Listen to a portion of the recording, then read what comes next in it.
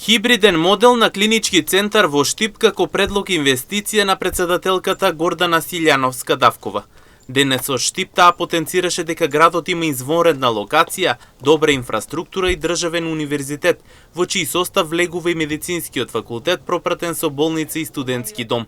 Според низината изјава, ваквата инвестиција би придонела за обнова за да заживее државата и како што рече таа запустената и раселена Источна Македонија.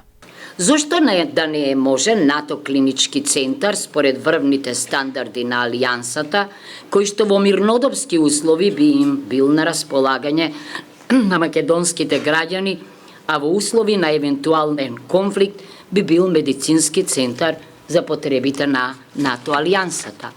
Или зошто еден хибриден модел на клинички центар не би бил изграден овде во Штип, во град со извонредна стратешка локација, добра инфраструктурна поврзаност, државен универзитет, во чиј состав влегува и медицинскиот факултет, пропратен со болница и студентски дом. Чинам дека вакви инвестиции би придонеле за обнова, заживување и препород на запустената, иселена и раселена Источна Македонија. Источна Македонија одамна чека на вистинска шанса за развој и обнова. Со предлогот на председателката Силјановска-Давкова за хибриден клинички центар во Штип може да се отвори можност за нов почеток. Прашањето што останува понатаму е дали навистина постои оваа можност за да се промени животот на регионот.